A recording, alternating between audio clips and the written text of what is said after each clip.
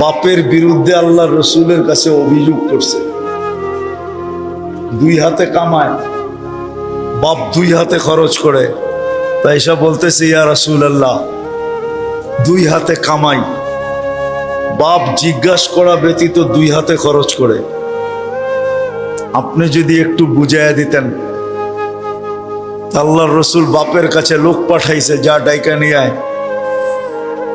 তো যখন ডাকতে আসছে তো জিজ্ঞাসা করছে, অবেলা আমাকে কেন ডাকে? আল্লাহর রসুলের কাছে কে আছে? কাউকে দেখি না, তোমার ছেলেকে বসা দেখছি। তো বাপের মনে গাইতে গাইতে আইতেছিল, মনে, ছোটে না কিন্তু, মুখে না কিন্তু, কি মনে মনে কবিতা পড়তে পড়তে আসতেছিল।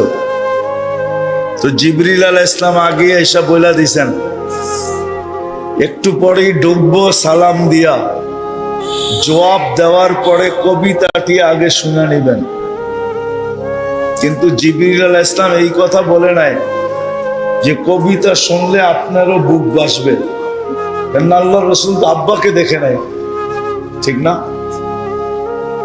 এটা বলে নাই যে কবিতা শুনলে আপনারও বুক বাসবে। আল্লাহ রসুল বলছে, কবিতা শোনাও। মান আখবারাক, আপনাকে কে বললো কবিতার কথা? আল্লাহ রসুল বলে, নাব্বানি আল আলিমুল খাবির, আল্লাহ জানায়া দিছেন আমাকে, বল কবিতা। তা আমি দুই একটা ছন্দের তর্জমা শুনাইতেছি আপনাদের। কবিতা অনেক লম্বা। বাপ বলতেছিল, একা ছিলাম যখন, তো মনে বড় স্বপ্ন ছিল বিয়ে হবে। বিয়ে যেদিন হয়ে গেল, দুইজনের স্বপ্ন ছিল উল্টা পড়বে। যেদিন তুই জন্ম নিলি, তো দুইজনে মিলা অঙ্গীকার করলাম আমাদের বাঁচা শেষ। এখন আমরা বাঁচবো তো এই সন্তানের জন্যই বাঁচবো। মা বাবা কিন্তু সন্তানের জন্যই বাঁচে, ঠিক না? কি বলেন? সত্য তো? তুই বড় হইতেছিলি, আমি বুড়া হইতেছিলাম। মা বাবারটাই কিন্তু ছেলের ভিতরে ট্রান্সফার হয়। বাবা বুড়া হয়, ছেলে কি হয়? যুবক হয়, ঠিক না? কারটা ট্রান্সফার হয়েছে? মা বাবারটা। লম্বা কবিতা। আজকে তুই যুবক হয়ে গেলি, হই আমার বিরুদ্ধে আল্লাহ রসুলের কাছে অভিযোগ। তুই তো আমাকে একজন হিতাকাঙ্ক্ষীও ভাবতে পারতি। তো কবিতা যখন শেষ, তো আল্লাহ রসুল কানতে কানতে নিডাল হয়ে গেছে, দাড়ি ভিজা, বুক ভিজা গেছে। কেননা বাবাকে দেখেন নাই তো, ঠিক না? তারপরে যুবকের কলার ধরে বলছে, কুম আনতা ওয়া মালুকা লি আবিকা, ওঠ, তুই আর তোর মাল তোর বাপের বিরুদ্ধে অভিযোগ। আজকের যুবক যুবতীরা তো এরকম, যে মা বাবার সাথে কর্কশ ভাষায় কথা বলে, চোখ বড় বড় করে করে, আর বলেও গলায় পাড়া না দিলে অ্যান্ড্রয়েড সেট বাহির হবে না, ঠিক না? কি কি কও? রাগ হয়ে গেল? পায়ে হাত দিয়ে রাগ হলো না। আমি তোমাদের হিতাকাঙ্ক্ষী, দুশ্মন না।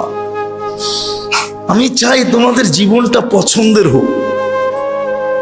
60-70 বৎসর থাকবো, এটা যদি পছন্দ না। এক যুবক আল্লাহ রসুলের কাছে অভিযোগ নিয়ে আসছিল যে আমি দুই হাতে কামাই, আমার আব্বা আমাকে বলা ব্যতীত দুই হাতে খরচ করে। পছন্দের না হয় তাহলে আর কবে হবে?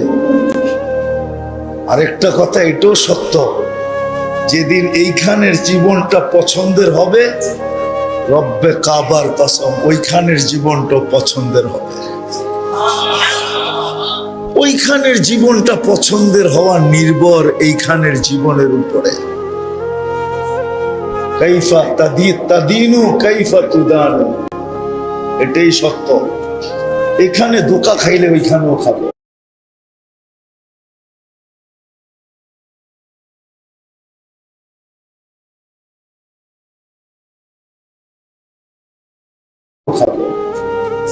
আর এইখানে পছন্দের হইলে ওইখানেও পছন্দের হবে।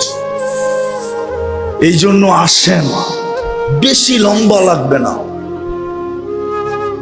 কোরআন দিয়া বলতেছি, ঈমান যদি পরিপূর্ণ হলো